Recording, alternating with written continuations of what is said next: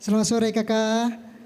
Yang kedua ada kakak Saputri Firman dari kolektif Video G. Kepada kakak Putri kami persilakan ke depan.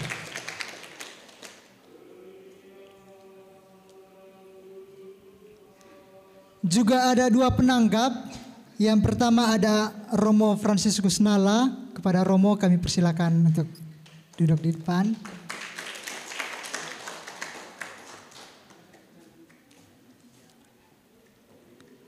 Juga ada Bapak Reynaldo Angga Siagian, untuk kami persilakan untuk berada di depan.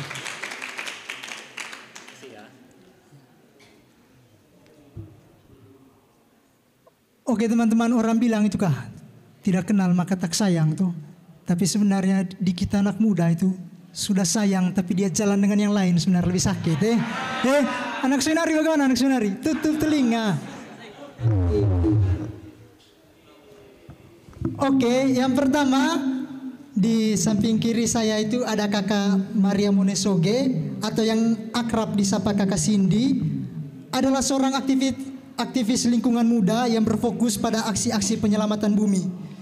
Kakak Cindy terlibat dalam pelestarian pangan lokal dengan melakukan dokumentasi tentang praktik pertanian berkelanjutan dan upaya-upaya konservasi mata air di komunitasnya. Kita berikan tepuk tangan untuk kakak Cindy yang sudah bersedia datang jauh-jauh ke Labuan Bajo.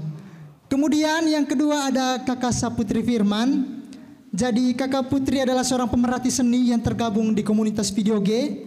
Kakak Putri dikenal karena pendekatannya yang inovatif dan kreatif dalam pendokumentasian budaya lokal, menggabungkan teknik modern dengan tradisi untuk memperkenalkan dan melestarikan warisan budaya. Kita beri tepuk tangan untuk kakak Putri.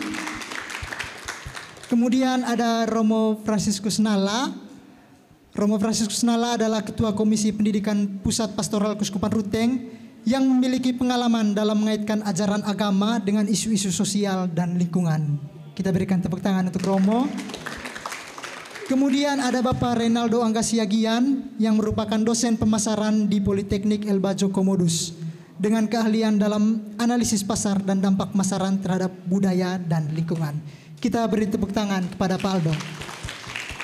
Oke, terima kasih kepada kedua narasumber dan juga kedua penanggap yang telah bersedia untuk hadir di tengah diskusi kita pada sore hari ini.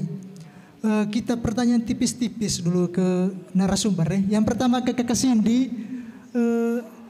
kira-kira apa dia punya tantangan menjadi guru sekaligus menjadi petani begitu? Cara membagi waktu dan lain-lain untuk kerja begitu. Oke, kakak Cindy. Baik, terima kasih untuk pertanyaan yang diberikan. Pertanyaannya, apa tantangan ketika menjadi seorang guru dan juga seorang petani? Baik, tantangan yang pertama itu bahwa kita harus berusaha meminimalisir waktu dengan baik. Kita harus berusaha membagi waktu kita dengan baik.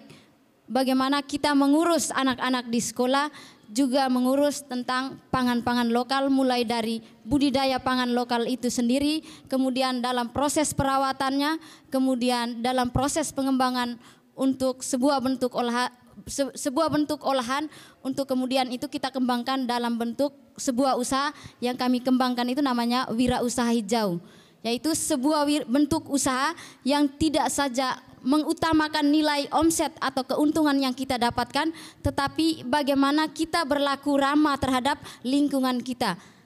Kami di Flores Timur itu sering mengistilahkan buat baik untuk bumi sehingga bumi memberikan yang terbaik untuk kita.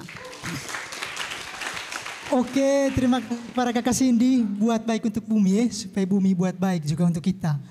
Ini tadi yang kalau kami nonton kakak, tadi di upaya konservasi dan lain-lain disebutkan bahwa ada 17 mata air di sana, 2-nya mati dan 15-nya itu mengalami kekurangan debit air. Nah, sampai sekarang bagaimana kondisi itu dan bagaimana praktik yang dilakukan oleh kakak dan teman-teman dalam menangani solusi tersebut?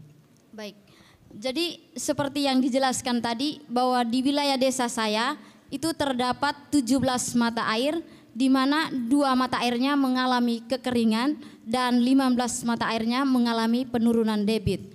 Nah, untuk faktor 2 mata air yang mengering dan juga 15 mata air yang mengalami penurunan debit ini, ada faktor-faktor lain, tetapi salah satu faktor yang kita ambil di sini yaitu bahwa adanya perubahan iklim, di mana terjadinya panas berlebihan atau kemarau berkepanjangan.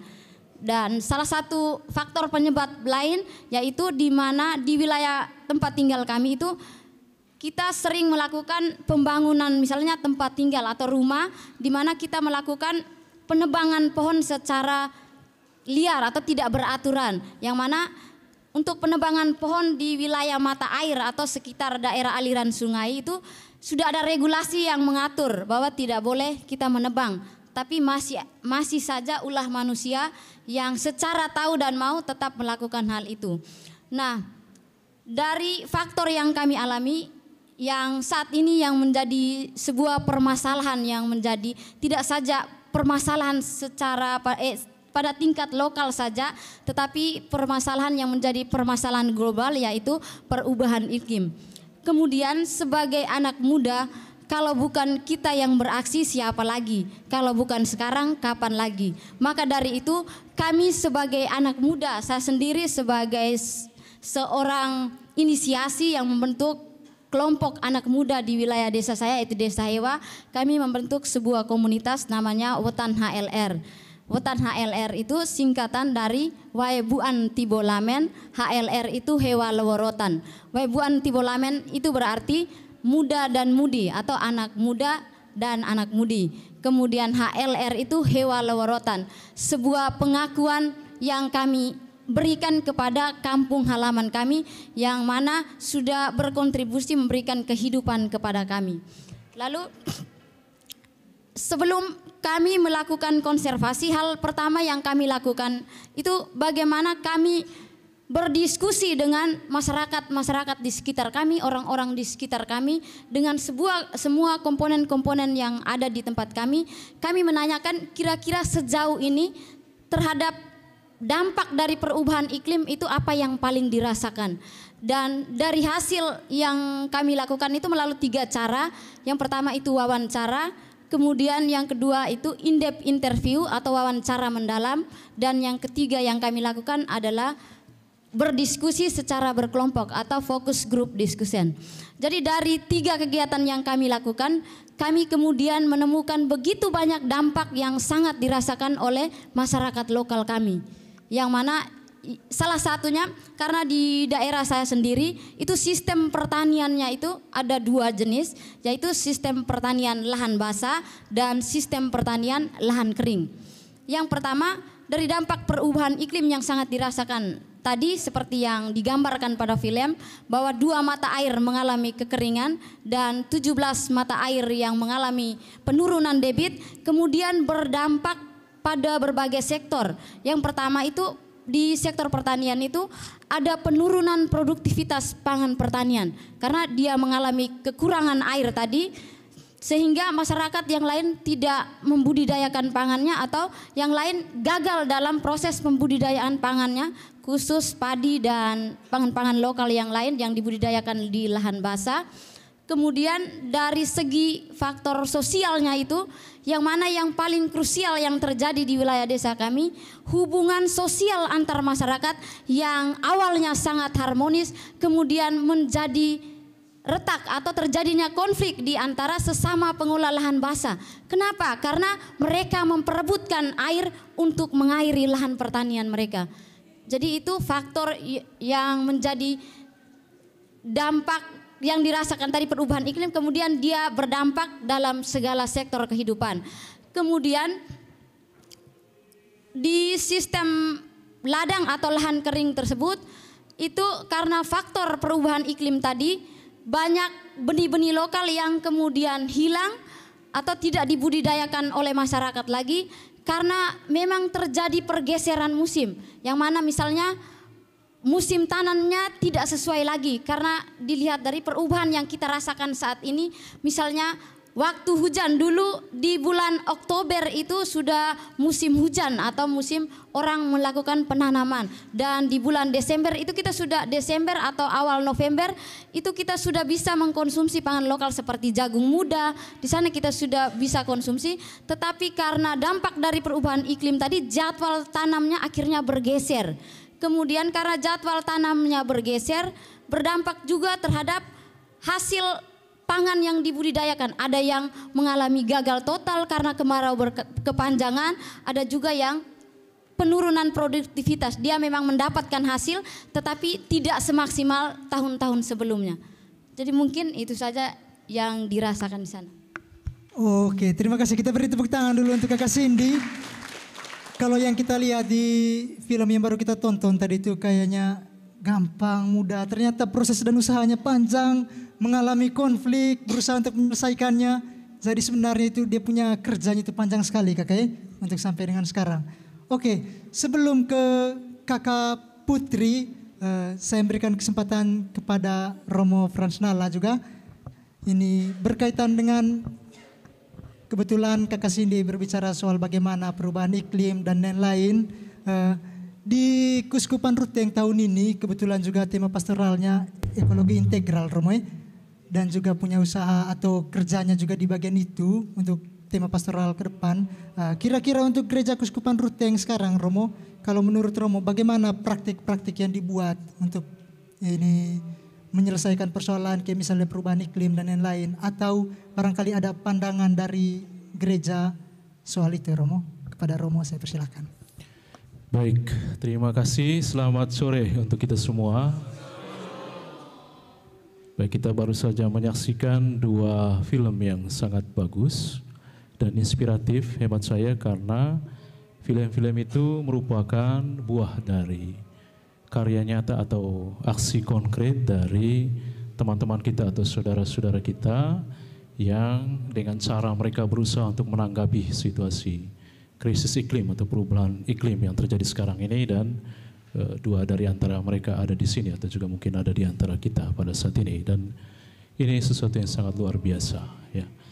Lalu kalau bagaimana Kuskupan Ruteng merespons isu perubahan iklim atau krisis iklim yang terjadi sekarang ini, tahun ini, tahun 2024, Gereja Kuskupan Ruteng menjadikan tema ekologi integral itu sebagai fokus pastoral.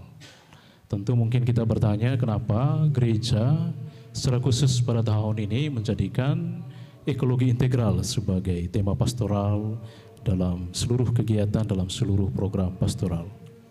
Karena kadang-kadang orang tidak mengerti. Ya, di beberapa kesempatan kadang orang bilang begini, kenapa gereja urus lagi ekologi? Tahun lalu urus ekonomi, tahun sebelumnya urus pariwisata, tahun ini urus ekologi. Kenapa gereja tidak urus saja tentang kehidupan rohani, tentang kehidupan iman, tentang pelayanan sakramen dan seterusnya? Ini sangat menarik ya. Dan pertanyaan-pertanyaan seperti ini mengajak kita untuk melihat secara lebih jauh dan lebih mendalam bahwa gereja, bahwa iman Katolik bukan hanya berkaitan dengan urusan ya, kerohanian atau spiritual dari anggota gereja atau orang Katolik, tetapi juga urusan kehidupan ini. Kenapa? Karena orang-orang beriman, orang-orang Katolik, anggota gereja juga adalah mereka yang bergumul dengan kehidupan konkret. Karena itu situasi-situasi sosial, situasi-situasi budaya, termasuk juga ekologi tahun ini menjadi perhatian gereja, menjadi bagian dari pengungkapan atau perwujudan dari iman Katolik. Ya. Dan ini sangat penting untuk anggota gereja atau orang Katolik secara khusus. Ya. Lalu pertanyaan lainnya begini, apa dasar dari gereja menjadikan ekologi integral ini sebagai fokus atau tema pastoral? Ya. Yang pertama sekali dasarnya adalah dalam kitab suci.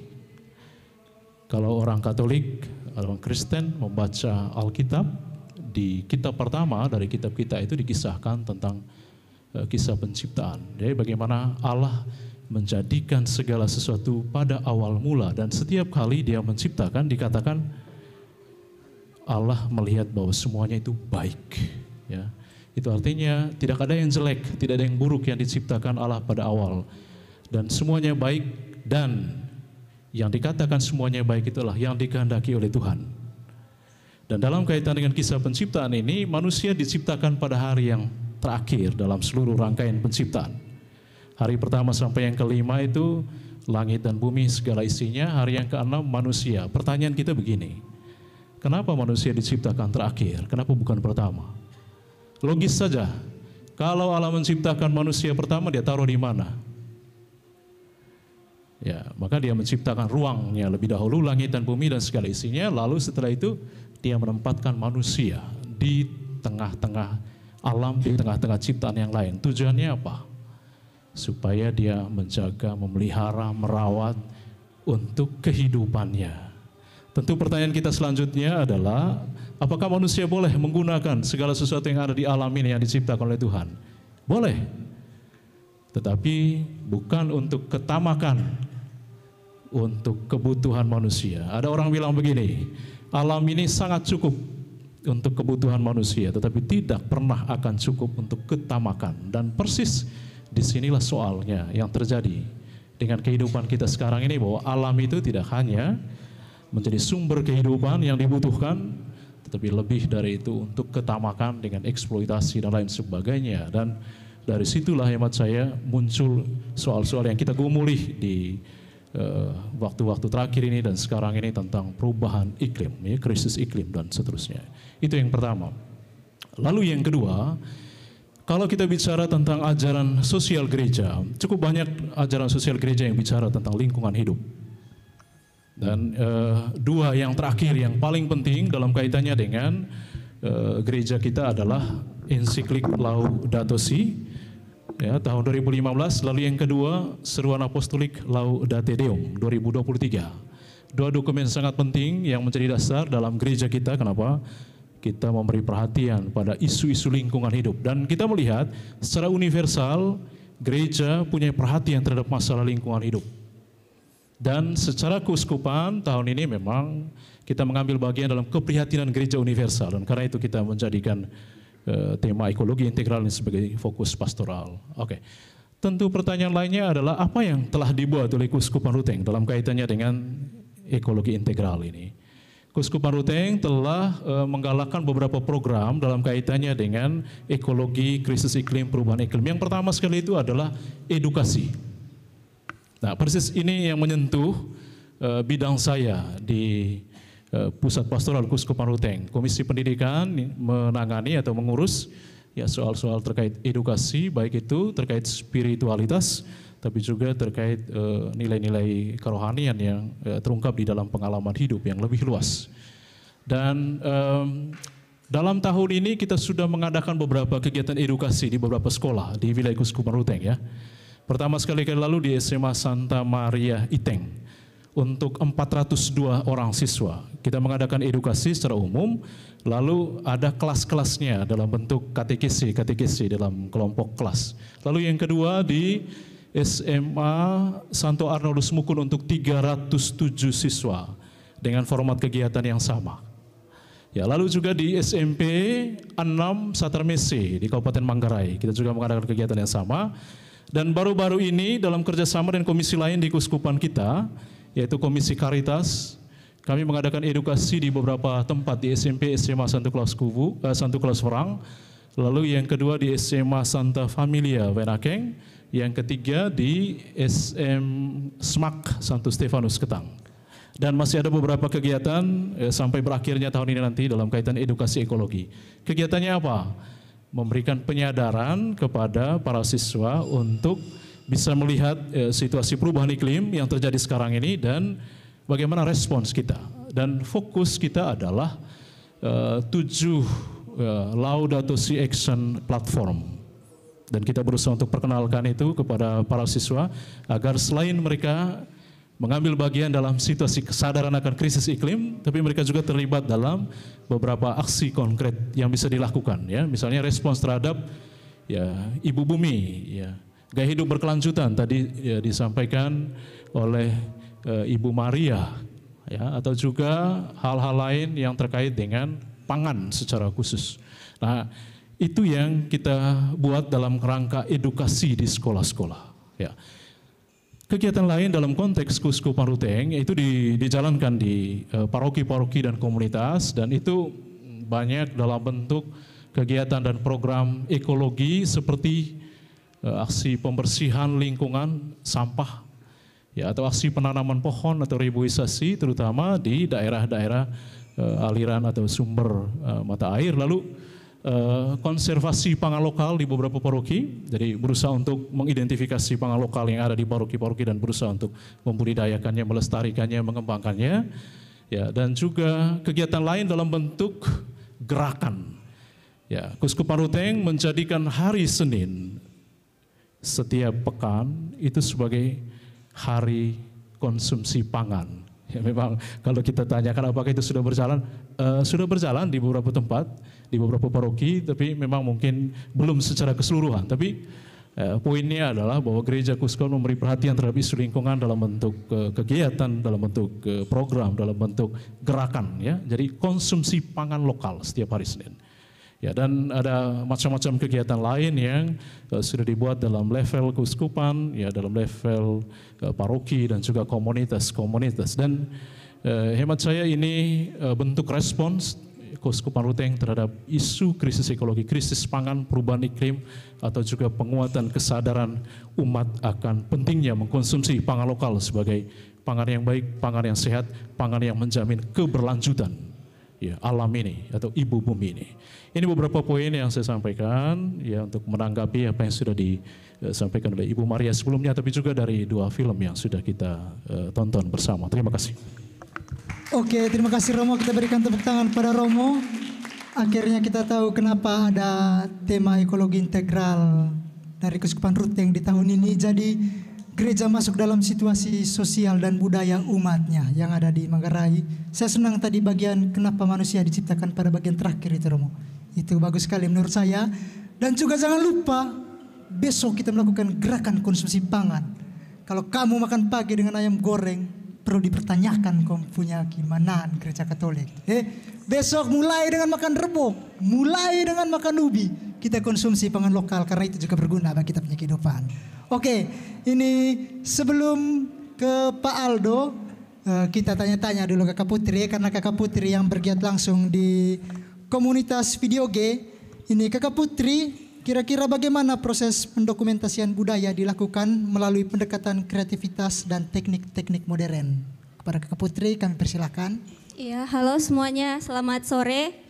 Assalamualaikum warahmatullahi wabarakatuh. Salam, Om Swastiastu, Namo Buddhaya, dan salam kebajikan untuk kita semua. Tadi pertanyaannya itu bagaimana proses pendokumentasian budaya yang dilakukan melalui pendekatan kreativitas dan teknik-teknik modern, ya. Jadi kami di kolektif Video G itu melakukan pencatatan atau pendokumentasian mengenai pengetahuan lokal apa saja yang ada di sekitar kami, berupa cerita-cerita warga seperti itu. Nah, ada salah satu buku yang berhasil kami kerjakan, itu judulnya Resep Tetangga. Jadi resep tetangga ini ditulis oleh Kak Citra Kader. Kemudian juga dibantu oleh anggota-anggota komunitas Video G. Lalu kami juga membuat video dokumenter mengenai pengobatan tradisional. Kemudian selain membuat video dokumenter, kami juga menulis mengenai pengobatan tradisional seperti rempapake untuk pengobatan perempuan dan penari caci. Kemudian juga selain itu kami di komunitas melakukan pengarsipan spasial atau merekam kota. Kami mengambil gambar dari udara dengan menggunakan drone gitu, supaya kualitas gambar yang kami hasilkan itu kualitasnya bagus, atau kita bilang dengan kualitas HD begitu. Nah, adapun kegiatan ini merupakan upaya supaya kita bisa merancang peta kampung yang berbasis pengetahuan dan pengalaman warga, juga untuk melestarikan pengetahuan lokal yang ada di komunitas. Seperti itu. Nah, pengetahuan lokal yang kami maksud di komunitas ini ialah pengetahuan lokal yang multikultur. Karena kita bisa lihat ya, kalau di Labuan Bajo ini tidak hanya dihuni oleh satu suku saja, tetapi ada suku Manggarai, suku Bugis, suku Bajo, dan juga suku Bima.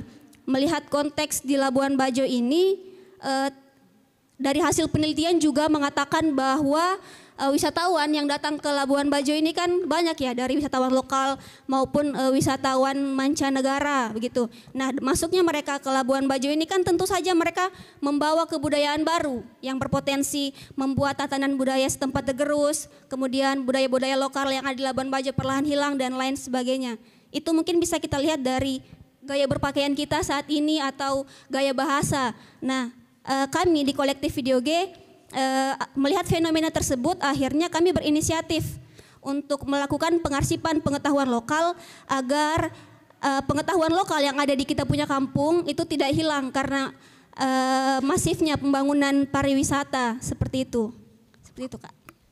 Oke, terima kasih Putri. Jadi pengarsipan itu bertujuan untuk menjaga kebudayaan yang ada di Manggarai. Iya, betul, Nah, Kak.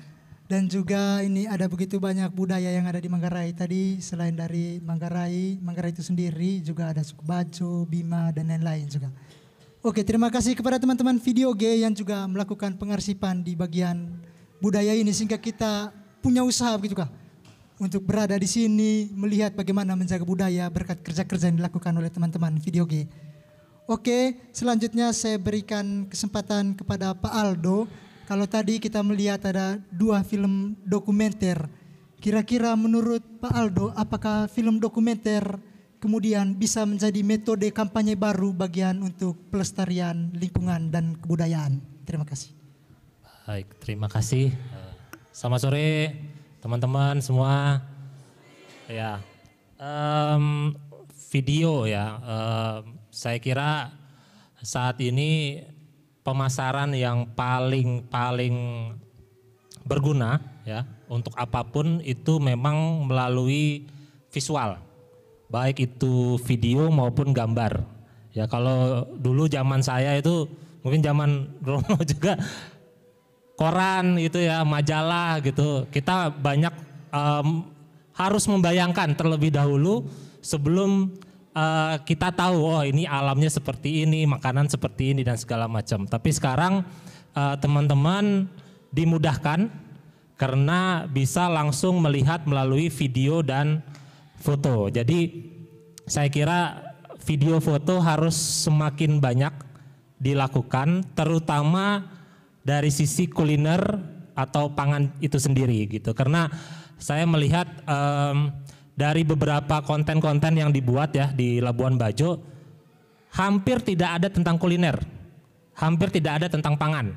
Nah itu mengecewakan sebenarnya buat saya gitu. Padar udah banyak, muka komodo di mana-mana gitu ya, sampai bosen ngelihatnya. Tapi terkait dengan makanan-makanan lokal, nasi bambu, nasi jagung, ikan kuah asam dan segala macam, pangan-pangan itu sendiri bahkan hampir tidak kelihatan.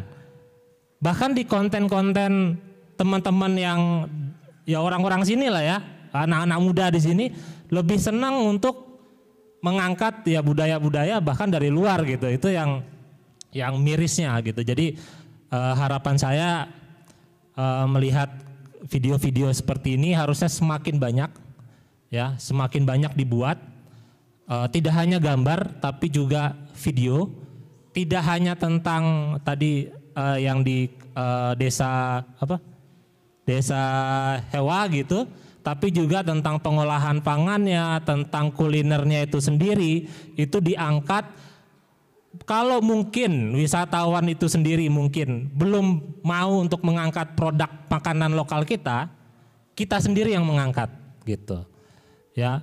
Karena ya saya contoh ya Mas ya, kalau saya ketik di Google nih, saya ketik Bali ya, Bali. Itu yang keluar bukan hanya Pantai Kute aja. Makanan babi gulingnya keluar, budaya lokalnya keluar dan segala macam. Nah, saya kalau ketik Google Labuan Bajo, itu muka komodo semua. Gitu. Sekarang pertanyaan saya, Flores ini muka komodo doang atau banyak yang lain? Kan begitu ya? Bener nggak? Setuju nggak? Nah gitu. Jadi harapan saya nih anak-anak muda semua pasti tinggal nonton YouTube dan segala macam, pasti bisa mengolah video dan sebagainya. Ayo perbanyak video-video, angkat Labuan Bajo, jangan hanya tentang Padar, tidak hanya tentang komodo atau Bukit Sylvia dan segala macam, tapi tentang kulinernya, tentang tarian-tariannya, tentang desa-desa wisatanya. kami di kampus juga sekarang sedang fokus ke sana, ya fokus ke desa-desa wisata, ya teman-teman kami juga coba mengangkat makanan lokal, tapi kalau kami sendiri tidak bisa, harus juga dibantu, disokong sama teman-teman masyarakat lokal juga, begitu. Saya kira itu dari saya. Jadi harapan saya justru yang begini nih baru ya ini yang saya lihat gitu, harusnya semakin banyak gitu ya, karena konten kuliner itu adalah konten yang saat ini paling banyak ditonton, konten pangan, kuliner dan segala macam. Jadi ya itu Mas, ya makasih. Bagus sekali tantangan yang diberikan oleh Pak Aldo tadi. Ketika kita mengetik Labuan Bajo di Google yang muncul muka komodo, kira-kira kapan pangan lokal itu muncul ketika kita mengetik Labuan Bajo di Google toh. Jadi ini kita punya kerja ke depan, kira-kira bagaimana kita bisa menjadi vlogger khusus bagian kuliner. Mungkin teman-teman di video G punya usaha, kayak misalnya mereka mengarsip atau membuat buku seperti resep tetangga yang isinya itu ini apa tentang makanan. Kira-kira kalau kita teman-teman OMK, habis itu anak muda, teman-teman seminari, kira-kira apa kita punya usaha ke depan begitu. Oke, selain saya yang bertanya, saya memberikan kesempatan kepada Bapak, Mama, adik, kakak semua. Mungkin ada yang mau bertanya baik kepada kedua narasumber kita pada sore hari ini maupun kepada kedua penangkap. Waktu dan kesempatan saya berikan. Ada yang mau bertanya? Oke, kakak.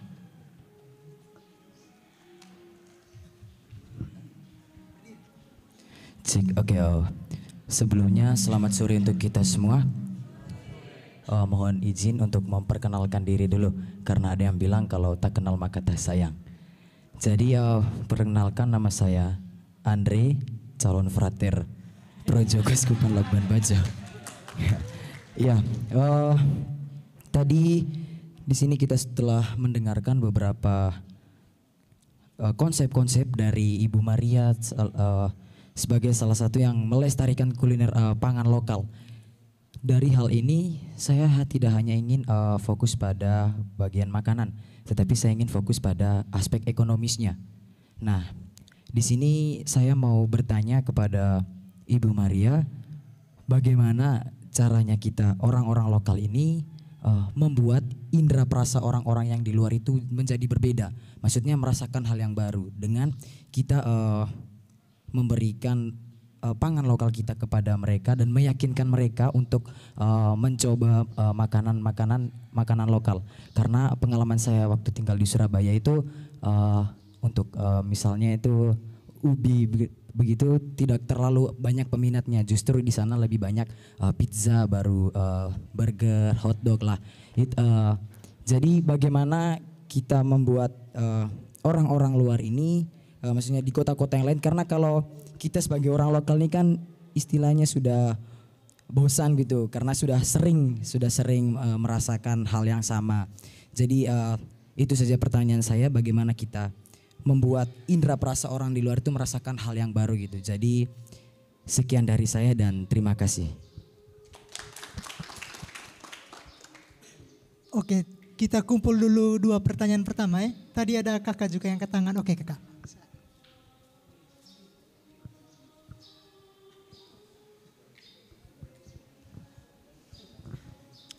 Baik, terima kasih. Perkenalkan, nama saya Yohana dari OMK Sokrutung. Saya tadi tertarik dengan materi yang pertama itu tentang pangan. Kita tahu bahwa pangan itu adalah kehidupan. Jadi kita ada di sini itu adalah dari pangan. Jadi ngomong tentang pangan itu sebenarnya tidak ada batasnya. Sampai dimanapun kita berada itu adalah pangan yang kita bahas. Yang saya mau tanyakan di sini adalah tantangan selain tadi perubahan iklim, karena kita tahu perubahan iklim itu adalah di luar kehendak kendali manusia. Jadi yang saya mau tanya di sini, tantangan ketika para ibu-ibu pelaku usaha itu pada saat teknisnya ataupun pada saat ibu semua melakukan pengolahan pangan itu. Jadi kita tahu kan, hanya kita tahu ini pisang itu, ini pepaya, ini macam-macam, tapi kita tidak tahu produksinya itu dari proses budidayanya seperti apa, terus lahan yang di sana itu seperti apa, hama ataupun penyakit, pengendalian mungkin ada sedikit ilmu ataupun pengalaman dari Ibu tentang pengendalian hama ataupun penyakit secara organik. Jadi kita omong pangan berarti tidak lari jauh dengan organik, karena sekarang lagi tren-trennya itu tentang pangan organik. Kurang lebih seperti itu. Terima kasih. Oke, ada 2 pertanyaan Kakek. Ini selain Kakak Cindy juga bisa dijawab oleh narasumber maupun oleh penanggap lain. Jadi pertanyaan pertama itu, ini kira-kira bagaimana cara kita untuk memasarkan pangan lokal dan juga meyakinkan orang bahwa ini enak di tengah gempuran begitu banyak makanan luar yang cenderung ada di wilayah kita. Begitu. Baik, terima kasih. Saya akan menjawab pertanyaan yang telah diberikan. Yang pertama, bagaimana kita melakukan pemasaran dan meyakinkan kepada publik bahwa makanan lokal kita justru lebih berkontribusi terhadap kesehatan sehingga menarik daya dari pembeli untuk membeli pangan lokal kita. Jadi ibarat meyakinkan lalat bahwa sampah itu kotor sangat susah, sama seperti meyakinkan publik bahwa makanan lokal itu sangat bergizi. Jadi setiap aksi kita itu kita publikasikan. Orang bilang aksi tanpa publikasi bukanlah reputasi. Jadi dari proses budidaya pangan-pangan yang kita lakukan, itu kita membuatkan narasi atau deskripsikan terkait bagaimana kita proses budidaya pangan lokal, di mana dalam proses menanam misalnya atau proses perawatan kita tidak pernah melibatkan zat-zat kimia dalam proses penanaman sampai pada proses olahnya nanti, sampai pada proses kemudian kita buat itu sebagai sebuah bentuk usaha untuk kita pasarkan atau jualkan. Jadi dari proses-proses yang kita lakukan mulai dari tanam, kemudian perawatan, pengolahan, kemudian di saat kita membuat olahan itu dalam sebuah kemasan, lalu kemudian kita pasarkan, itu kita memberikan narasi atau deskripsi dari proses-proses yang kita lalui itu. Karena kami punya keyakinan tersendiri bahwa setiap kita mewarisi makanan-makanan lokal kita juga turut mewarisi kearifan lokal serta budaya yang ada di wilayah kita. Jadi ketika memasarkan produk-produk lokal kita, orang bilang bagaimana kita berjuang meskipun olahan kita itu lokal, tetapi kita berjuang untuk meski olahan lokal tapi rasanya rasa global. Jadi itu yang perlu kita lakukan. Oke, terima kasih. Lalu yang berikut, yang kedua terkait yang tadi ditanyakan oleh penanya kedua. Nah, untuk dalam proses-proses membudidayakan pangan lokal sampai pada memasarkan, saya kira banyak tantangan yang kami hadapi. Yang pertama, saya kira tantangan yang menjadi tantangan bersama kita saat ini, yaitu bagaimana kita memberikan makanan yang bergizi dan bisa berkontribusi terhadap kesehatan tubuh manusia dalam proses yang saat ini yang mana terjadi perkembangan penduduk yang begitu pesat, berarti sangat sulit.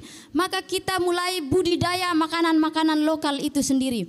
Nah, makanan lokal itu sendiri, makanan yang diwariskan secara turun-temurun dari generasi ke generasi, di mana selain kita mewariskan makanan-makanan lokal kita juga turut mewariskan budaya dan kearifan lokal kita tadi. Itu yang pertama.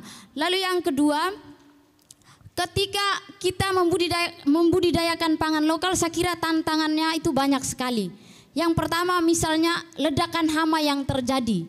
Nah, secara adat itu nenek moyang kita di zaman dahulu sebelum mereka mengenal obat itu mereka sudah punya ilmu atau budaya yang secara tradisional bagaimana mereka mengatasi hama. Saya ambil contoh misalnya ketika terjadi hama tikus, maka di wilayah desa kami itu setiap terjadi ledakan hama misalnya hama tikus, maka sudah ada ritual atau upacara adat untuk mengusir hama tikus. Jadi itu salah satu tantangan atau bisa terhadap pengendalian hama. Lalu yang kedua, bagaimana mengendalikan hama secara organik. Saya ambil contoh, ketika kita di lahan kering, itu rumput alang-alangnya banyak sekali.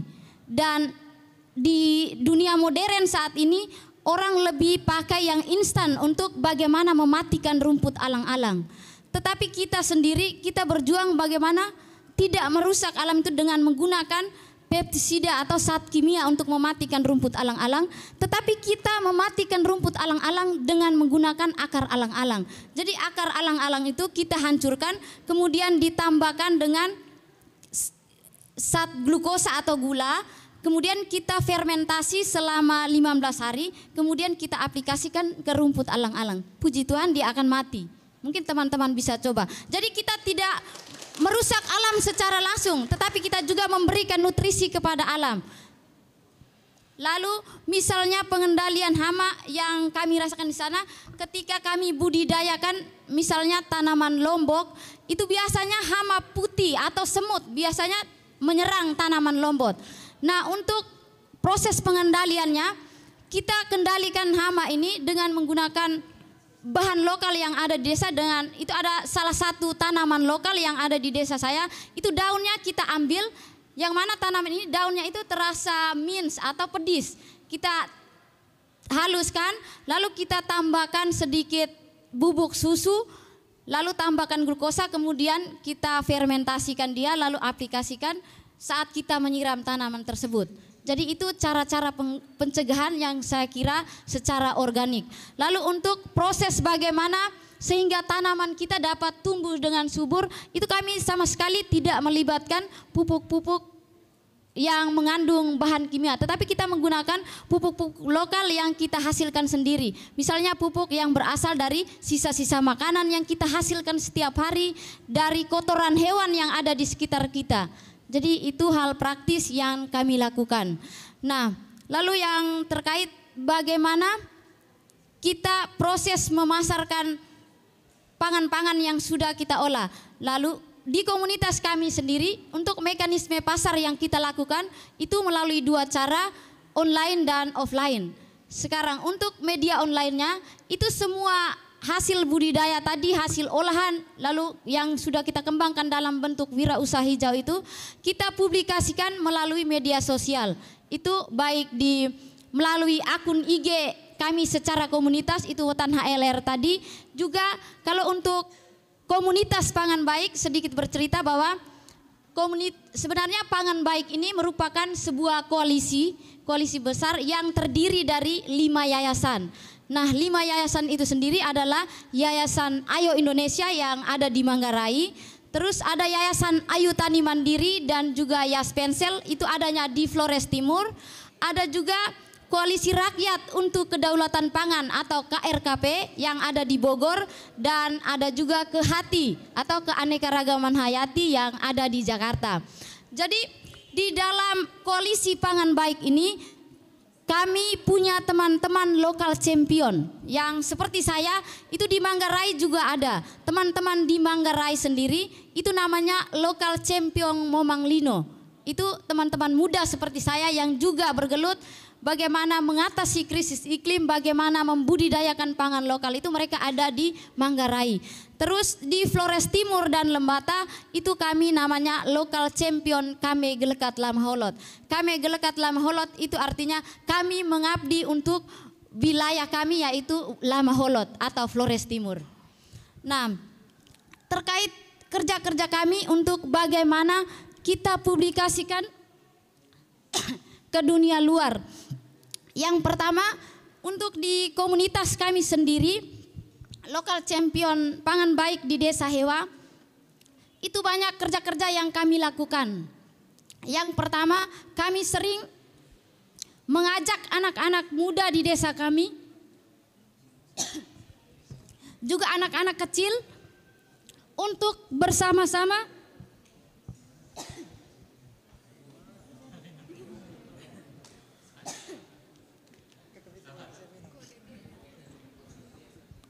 Oke, kita beri tepuk tangan dulu untuk Kakak Cindy. Terima kasih Kakak Cindy, itu petani yang tidak kikir untuk membagi ilmunya kepada kita. Ini untuk bagian pemasaran mungkin ada insight dari Pak Aldo yang kebetulan juga punya ilmu soal bagaimana pemasaran produk untuk meyakinkan orang juga kalau pangan lokal itu enak untuk dikonsumsi. Baik, makasih. Sangat menginspirasi tadi Ibu. Tentu untuk promosi pangan lokal ya tadi justru saya sepakat sama adik ini ya. Namanya makanan ya, makanan loh. Namanya makanan itu ya harus enak. Koreksi kalau Bapak salah ya. Namanya makanan kan harus enak. Baru bergizi ya gitu. Gizinya sudah ada. Tapi apakah enak atau tidak? Nah itu yang jadi masalah untuk pangan-pangan kita di Flores. Saya mulai dari Labuan Bajo sampai Larantuka, Alor, Lembata udah saya coba makanan-makanannya dan saya kira belum ada yang rasanya itu benar-benar apa ya bisa kita promosikan kepada turis ya. Nah sekarang yang jadi saya kira yang menjadi PR untuk teman-teman aktivis makanan kuliner dan segala macam adalah bagaimana pangan-pangan lokal ini dari jagung, dari mana, ubi, singkong dan segala macam itu membuat rasa itu menjadi enak dan bisa dinikmati oleh turis gitu, wisatawan. Gitu. Percuma teman-teman kita ngomong tentang pangan lokal tapi pangannya tidak enak, mau nggak kita makan? Sangat tidak gitu. Saya juga nggak mau gitu. Tapi kalau pangan lokal ini kita olah dengan baik, kita tambahkan sedikit bumbu-bumbu, tetap pakai bumbu-bumbu resep-resep yang ada di lokal dan membuat makanan itu menjadi lebih enak. Nah itu saya kira pertama adalah promosi yang baik begitu. Yang kedua ya tadi tentu wisatawan sekarang teman-teman yang memang pasti akan menjadi pasar ya untuk produk-produk UMKM lokal itu ya turis-turis. Saya kira harus banyak diangkat itu ya di media sosial, online dan segala macam. Makanya saya senang sekali kalau adik-adik ya teman-teman anak-anak saya di kampus juga dari prodi, kami ada 6 prodi ya, perhotelan, ekowisata, pemasaran, akuntansi dan segala macam. Itu kami ajarin digital marketing. Memang. Kenapa? Karena apapun kegiatan mereka atau apapun yang saat ini sedang berkembang di Labuan Bajo, harapannya adalah anak-anak ini, mahasiswa-mahasiswa ini bantu untuk mempromosikan gitu. Entah prodinya apa, bantu untuk mempromosikan. Terutama yang paling penting itu kuliner. Bener deh. Makanya saya sangat concern dengan kuliner ini, pangan ini adalah ya karena salah satu penunjang wisatawan supaya lebih lama menetap dan segala macam itu ya salah satunya adalah kuliner. Dan kuliner lokal di Labuan Bajo, di Flores itu terus terang sama sekali belum kelihatan gitu. Jadi sekali lagi ini PR untuk kami juga akademisi yang juga ada prodi perhotelan ya, yang juga ada bidang F&B-nya, food and service, beverage, juga untuk teman-teman yang aktivis kuliner dan segala macam. Untuk ayo sama-sama kita angkat nih, kita petakan, kita mappingkan sebenarnya kuliner apa yang cocok, yang pantas, yang berani kita angkat gitu. Kita contohkan di Bali tuh. Dari ujung ke ujung tuh babi guling, ya. Mau dari Kute sampai ke sana itu semuanya babi guling. Makanannya tentang lawar segala macam. Makanannya itu aja, gitu. Tapi enak dinikmati oleh wisatawan, gitu. Nah sekarang pertanyaannya sekali lagi ya tadi, kuliner apa kita pilih, kita buat resep yang enak, pakai bahan pangan lokal, terus kita angkat baik di media sosial, kita tawarkan ke hotel-hotel, kita tawarkan ke restoran. Ya saya kira itu akan menjadi pemula yang baik untuk kita mempromosikan pangan kita sendiri. Mungkin itu dari saya. Terima kasih. Oke, terima kasih Paldo. Jadi caranya adalah promosi dan publikasi. Selain itu juga perlu mencari cara agar bagaimana olahan pangan lokal itu menjadi lebih enak. Oke teman-teman, di tengah kita juga telah hadir Mas Ahmad Arif, wartawan Kompas. Jadi saya rasa kita perlu memberikan kesempatan kepada Mas Ahmad Arif untuk memberikan komentar tentang pendokumentasian pangan lokal dan juga soal lingkungan. Kepada Mas Arif, kami persilahkan.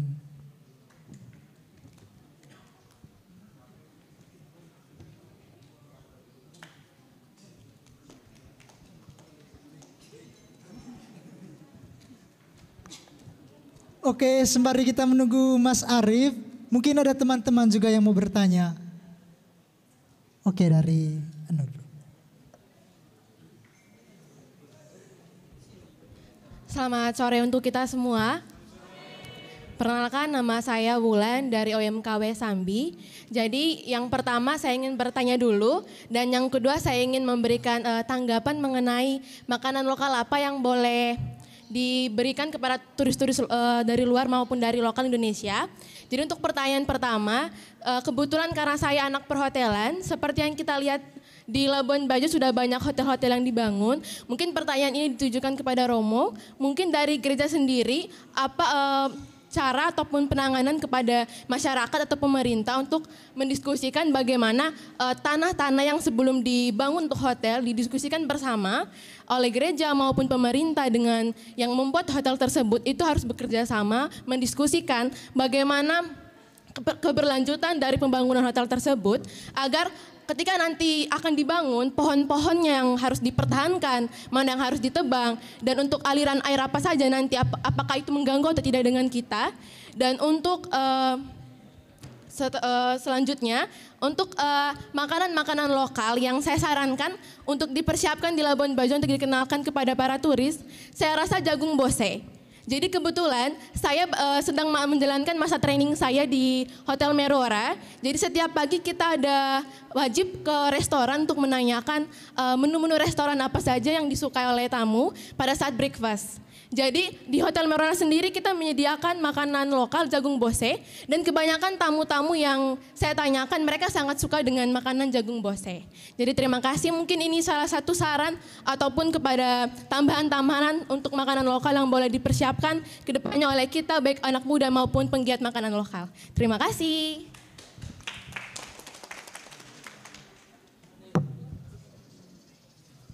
Terima kasih Bulan, bagus sekali ya dari Bulan. Ada lagi yang mau bertanya tadi? Oke, Kakak.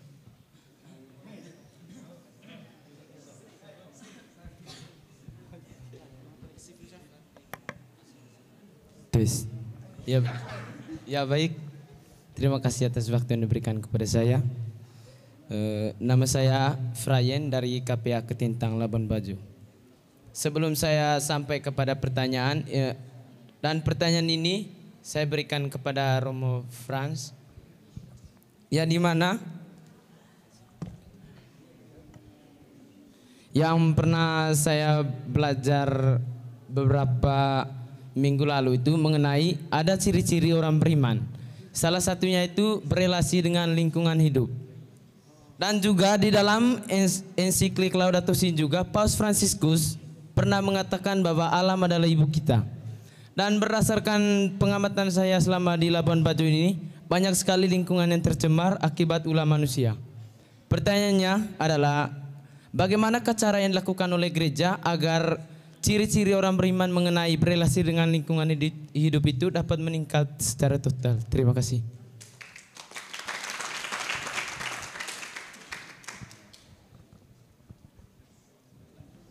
Oke, baik. Ini kedua pertanyaan ini ditujukan kepada Romo, tapi sebenarnya punya irisan yang sama, Romo. Ini jadi dari Kakak Bulan itu, kira-kira apakah ada peluang bagi gereja dalam bangun komunikasi soal pembangunan yang tidak sekaligus membabat begitu tanpa dengan memberikan dampak buruk terhadap lingkungan, juga soal bagaimana praktik kehidupan umat yang beriman yang berkegiatan untuk menjaga lingkungan. Gitu. Kepada Romo kami persilakan. Baik, terima kasih. Yang pertama pertanyaan dari adik Bulan ya. Bagaimana bentuk perhatian atau keterlibatan gereja terkait isu pembangunan ya hotel-hotel yang begitu marak secara khusus di wilayah kita ini ya. Tapi sebelum itu saya mau sampaikan bahwa saya setuju sekali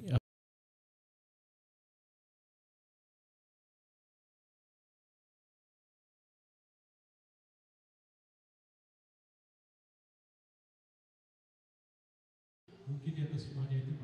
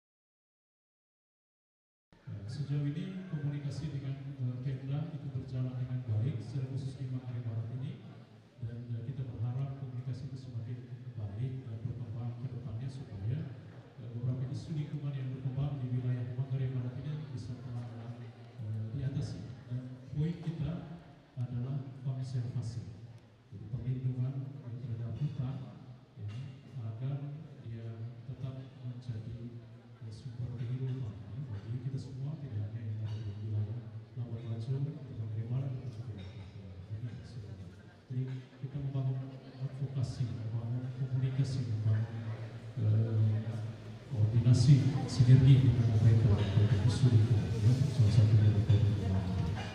Lalu yang kedua terkait relasi manusia, ya, dalam konteks iman.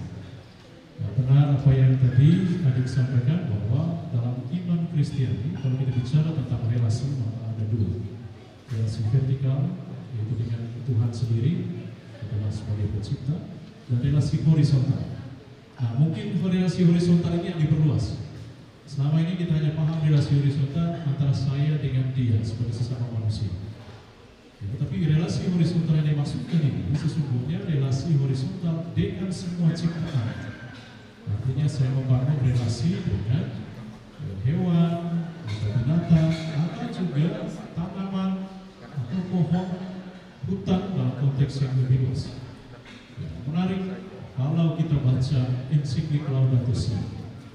Di situ Paus Fransiskus mengambil kutipan dari Santo Fransiskus dari Assisi tentang bagaimana dia memandang semua ciptaan itu sebagai saudara. Jadi kalau kita bicara tentang saudara, untuk orang-orang beriman Katolik, saudara bukan hanya saya dengan sesama saya manusia, tapi juga dengan hewan, binatang, dengan tanaman, tumbuhan, pohon, dengan semua ciptaan. Nah, ini akan membangun apa yang dinamakan dengan persaudaraan universal dengan semua. Ya, dan itu juga akan membawa kita pada upaya untuk menjaga atau juga menjamin kelestarian hukum terhadap cipta. Jadi kalau bicara tentang relasi, dengan Tuhan dan dengan sesama, tetapi sesama yang dimaksudkan bukan hanya sesama manusia, tapi juga semua ciptaan yang lain. Lalu yang kedua, tadi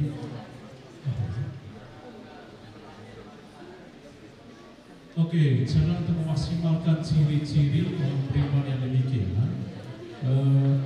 Cara yang pertama dalam konteks gereja selama ini adalah edukasi. Edukasi dalam konteks gereja itu dibuat dalam bentuk katekesi, dalam bentuk pewarta, atau juga himbauan pastoral dalam pertemuan atau dalam perayaan-perayaan ibadah, ya, agar orang sadar bahwa dia ada sebagai bagian dari ekosistem ciptaan secara keseluruhan. Jadi manusia tidak ada sendirian, tapi dia ada bersama dan terhubung dengan ciptaan yang lain. Karena itu dia dipanggil untuk membangun relasi yang baik, relasi yang harmonis, relasi yang seimbang dengan ciptaan lain, secara khusus dengan alam. Ya. Lalu yang kedua, dalam bentuk kegiatan-kegiatan dan program-program secara khusus di tahun ekologi integral ini. Ya, misalnya ketika orang diminta untuk menghijaukan kawasan sumber air, itu edukasi melalui aksi sebenarnya, itu untuk melihat bahwa menjaga sumber air itu penting, ya, tidak hanya untuk manusia tapi juga untuk ciptaan yang lain. Juga dalam bentuk gerakan yang saya sudah sampaikan tadi, misalnya gerakan konsumsi pangan lokal setiap hari Senin. Jadi melalui gerakan itu orang disadarkan bahwa ya, dia menjadi bagian dari ekosistem ciptaan ini, dan ciptaan ini sebenarnya yang memberikan kehidupan untuknya. Dan menarik tadi disampaikan juga kutipan dari Laudato Si, bagaimana Paus Fransiskus katakan bahwa bumi ini adalah ibu. Nah, ibu ini gaya bahasa metaforis, ya. Bagaimana Paus Fransiskus itu membayangkan sikap kita atau hubungan kita dengan alam, dengan bumi ini, ya, ibarat yang hidup. Jadi kalau kita bicara ibu kan ibu kandung kita dan seterusnya. Kalau kita katakan ibu, maka kita akan menghargainya, menghormatinya, menjaganya, melindunginya dan seterusnya. Dan melukai ibu, ya, sama juga secara tidak langsung melukai saya, menyakiti saya. Ya. Dan karena itu ketika kita berperilaku tidak baik terhadap alam, merusak alam, salah sesungguhnya ketika kita melukai diri kita, merusak diri kita. Dan ketika kita merasakan atau mendengar jeritan alam, sesungguhnya jeritan diri kita sendiri ya, terungkap di sana sebagai bagian dari ekosistem kehidupan sebagai bagian dari tubuh ini. Saya kira ini beberapa tanggapan saya terkait dengan pertanyaan. Terima kasih kepada Frans atas refleksi informasi. Saya kira sudah sangat menjawab. Apakah Mas Hari sudah ada di kita sekarang? Kami sekali lagi mempersilahkan kepada Mas Ahmad Hari untuk memberikan komentar tentang implementasi yang lokal berbasis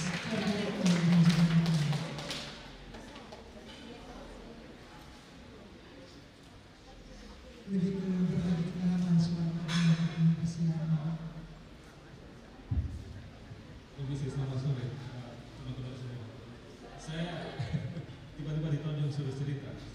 Saya bingung mau cerita apa. Tapi tadi saya mendengar dan menonton film dari tayangan dua film dan juga cerita dari menarik sekali ceritanya, terutama pangan, iklim dan lingkungan. Kebetulan beberapa tahun terakhir ini saya sering jalan ke NTB. Baru 2 hari lalu saya pulang dari Pulau Alau, ya. Sebelumnya ke Lembata dan banyak pulau-pulau yang lain. Yang saya lihat terus terang memang pergeseran pola makan, pergeseran hidup yang luar biasa dan lingkungan juga ya. Pergeseran pola makan itu saya nggak tahu, mungkin teman-teman semua tadi adik-adik sudah mencoba makan makanan lokal di sini. Ada nggak yang baru mencoba pertama kali? Ada nggak di sini yang baru pertama kali tadi mencicipi ubi, mencicipi singkong dan baru pertama kali? Kenapa? Baru pertama kali. Ada nggak yang lain? Baru pertama kali. Selama ini nggak pernah mencoba makan itu? Belum. Kalau makan mie instan setiap hari? Sering.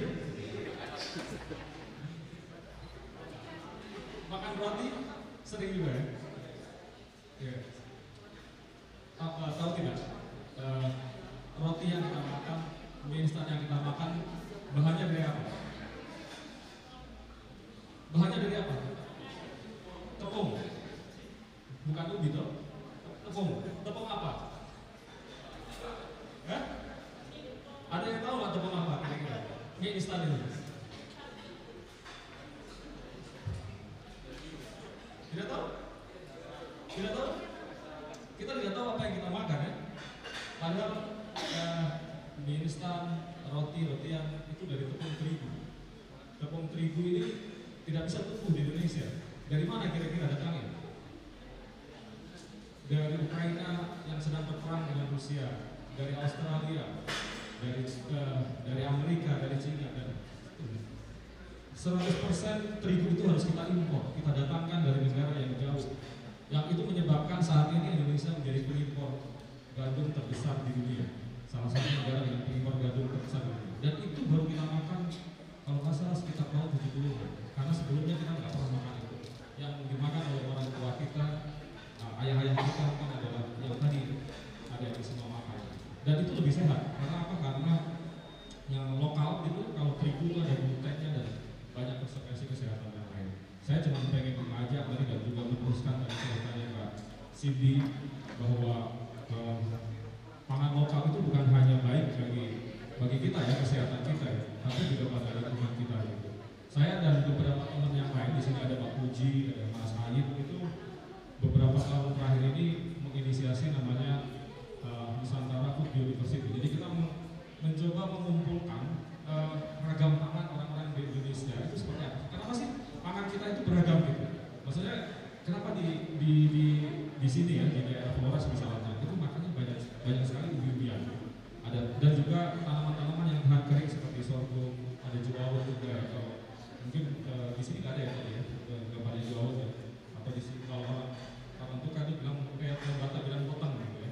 Ada jali-jali tadi saya lihat dan itu rata-rata tanaman yang memang cocok untuk daerah sini yang tahan kering, yang ubi-ubian dan seterusnya ya. Dan setiap tempat di Indonesia beda-beda makanannya karena lingkungan kita berbeda-beda. Nah selama ini seolah-olah kita hanya makan beras, makan mie instan yang seringkali itu bukan makanan yang memang cocok untuk daerah kita. Beras mungkin ada ya, tetapi bukan beras yang ditanam di sawah, kecuali di daerah Lembor yang itu pun juga baru belakangan sebenarnya. Karena dulu basis pertanian di NTT kan lahan kering. Nah, penting saya tadi bertanya sama adik semua atau teman-teman semua untuk mulai bertanya-tanya apa yang kita makan, apa yang masuk ke tubuh kita, dari mana asalnya. Karena disitulah sebenarnya makanan itu ketika kita misalnya sekarang tergantung pada gandum yang harus datang dari luar. Kalau suatu ketika gandum itu tidak datang, pasti kita akan ada masalah. Atau beras kan? NTT ini hampir lebih dari 60% kebutuhan berasnya itu tergantung dari beras yang harus dikirim dari Jawa dan dari Sulawesi. Dan Jawa pun juga harus dikirim dari impor. Jadi impor beras kita saat ini terus meningkat. Gitu. Kenapa? Karena semua orang sekarang suruh makan beras, sementara produksi beras kita terbatas. Gitu. Tidak semua tempat di Indonesia itu cocok untuk menjadi budidaya padi sawah terutama ya. Karena memang butuh mungkin di Indonesia hanya beberapa daerah yang memang cocok dengan itu. Tapi di semua tempat di Indonesia itu ada sumber pangan yang itu berbeda-beda gitu. Dan itu cocok untuk daerah itu. Kenapa dulu kita di sini makan ubi-ubian, makan sorghum, makan jagung karena memang itu cocok untuk daerah kita. Jadi tanggung jawab kita, saya pikir teman-teman semua adik-adik di sini mulai menyadari bahwa perubahan, kalau kita mau bilang perubahan itu bisa dimulai dari pilihan kita makan. Jadi saya selalu bilang bahwa apa itu perubahan lingkungan, perubahan iklim dan seterusnya itu juga bisa ditentukan oleh piring kita. Gitu. Kalau piring kita dipenuhi oleh pangan-pangan yang kita datang harus dari luar, berapa banyak jejak karbonnya di situ, berapa banyak impor biaya dan seterusnya. Gitu. Itu juga artinya kita teman-teman juga bisa ini ya, itu menentukan pilihan itu. Jadi mungkin pengalaman penting tadi yang baru makan pertama kali makan lokal di sini, nanti kalau pulang mungkin bisa minta sama orang tuanya, saya minta dibuatin ini. Sudah berhenti makan mie instan dan seterusnya, itu sudah bagian kontribusi penting kita gitu, terhadap dari lingkungan. Belum lagi tadi Kak Cindy sudah mencontohkan juga dengan petani makan lokal dan seterusnya. Itu tidak yang lebih lanjut, tetapi hal yang paling mendasar yang bisa kita lakukan bahwa pilihan makan kita pun juga bisa menentukan gitu ya, menentukan lingkungan kita dan seterusnya. Gitu. Nanti kalau teman-teman ada waktu juga boleh lihat ya, coba deh buka deh nusantara.biodiversity.org, semuanya ada, bisa lihat handphone misalnya ya, bisa dicatat juga, nanti bisa dicek. Di situ kami, saya dan teman-teman mencoba mendokumentasikan keragaman pangan yang ada di Indonesia, dan teman-teman juga bisa berkontribusi sebenarnya memfoto, menceritakan pangan yang ada di daerah kita masing-masing, itu dibagikan ke yang lain gitu. Mungkin itu aja ya kali ya. Saya malah sebenarnya tadi datang untuk mendengar cerita teman-teman, dan saya senang sekali karena melihat semangat anak-anak muda untuk ngomongin mengenai pangan. Itu aja, terima kasih ya. Terima kasih kepada Mas Ahmad Arif yang telah memberikan pengalamannya kepada kita semua. Barangkali masih ada begitu banyak pertanyaan dari teman program sekalian. Bisa pertanyaan-pertanyaan itu diberikan setelah kegiatan ini karena kita masih ada waktu. Oleh karena itu sebagai closing statement kita dapat melihat bahwa dari diskusi ini kita bisa menyimpulkan bahwa pergeseran nilai dan budaya turut mempengaruhi pola konsumsi masyarakat modern, termasuk masyarakat lokal yakni kita itu sendiri. Kita jadinya lebih dekat dengan makanan-makanan yang datang dari luar dan cenderung jauh dengan makanan-makanan yang ada di sekitar kita. Sementara itu, lembaga dan juga komunitas berupaya agar menjaga agar pengolahan makanan lokal itu tetap terjaga, baik melalui pengarsipan, proses pengolahan makanan, bagian promosi, komunikasi dan lain-lain. Selain itu juga gereja melalui edukasi ekologi dan juga praktik-praktik melalui ajaran sosial gereja berupaya agar kita lebih dekat dengan budaya, lebih dekat dengan tanah lokal yang ada di sekitar kita. Oleh karena itu perlu adanya kerjasama antara elemen masyarakat, baik itu lembaga, komunitas, gereja dan lain-lain, agar kita terus tidak menjaga jarak dengan tanah lokal yang ada di sekitar kita. Oke, karena kita dikasih oleh waktu, maka kita selesai kegiatan diskusi dan lembar kita pada sore hari ini. Kami semua mengucapkan terima kasih kepada kedua narasumber kepada Kakak Cindy, kepada Kakak Putri dan juga kepada kedua penanggap yakni Romo Franz dan juga Pak Aldo yang bersedia untuk hadir di tengah kita membagikan pengalaman. Begitu pula kepada teman-teman seminari, kepada teman-teman WMK, Bapak Mama dari komisi, konsorsium, lembaga dan lain-lain yang sudah menyempatkan waktunya untuk hadir dalam kegiatan ini. Tentunya ada begitu banyak tawaran dan rekomendasi dari kegiatan ini, baik untuk diri kita sendiri maupun orang lain. Oleh karena itu, kedepannya kita lebih merangkul, bekerja sama agar kita menjaga pangan lokal tetap ada dan terus ada. Sekian dan terima kasih. Sebelum kita mempersilahkan narasumber dan juga kedua pendengar kita kembali ke tempatnya, saya mempersilahkan teman-teman inisiator kegiatan, Kakak Kiki dan teman-teman untuk memberikan sentra kepada kedua narasumber dan kedua pendengar kita pada sore ini. Sambil berkomunikasi kepada teman-teman.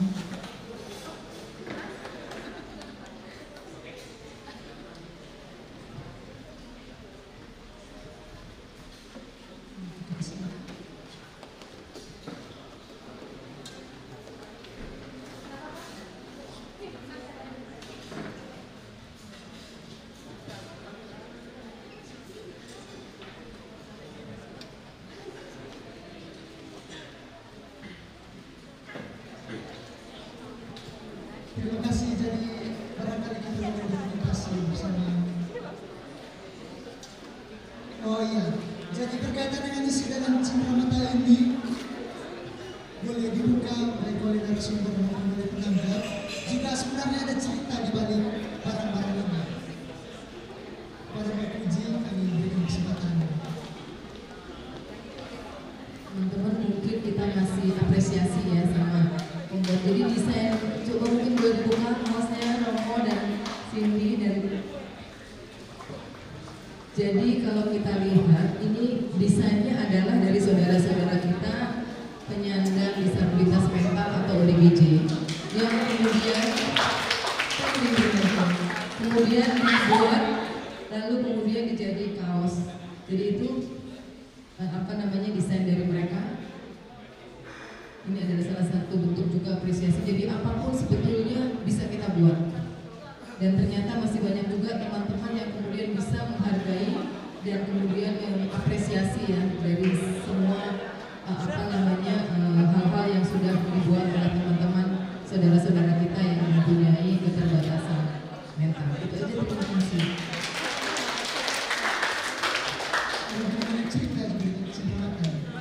Oke, saya berikan kesempatan kepada Mbak Dina untuk menutup kegiatan kita pada sore hari ini. Kepada Mbak Dina, ada yang dipersilakan pada kesempatan ini.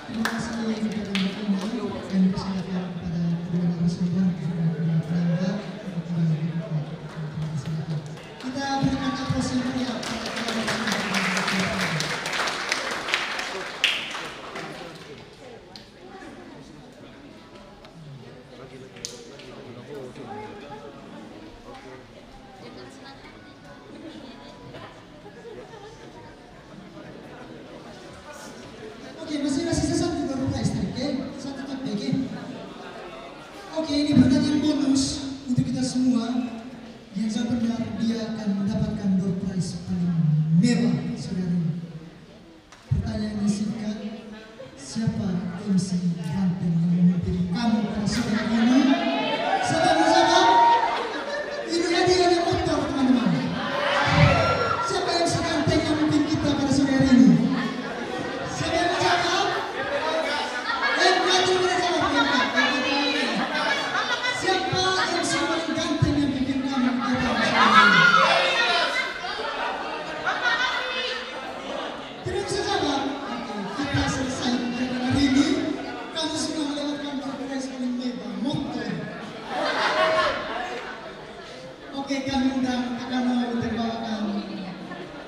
punya lagu yang kita sendiri. Jadi lagu-lagu itu lagu-lagu sendiri. Kita bertepuk tangan untuk itu.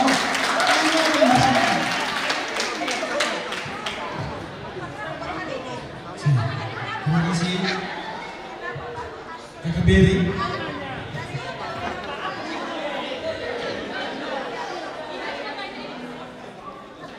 Ada yang mau nyanyikan saya kan? Bisa? Bisa? Nanti kita runding di sini lagunya, bisa?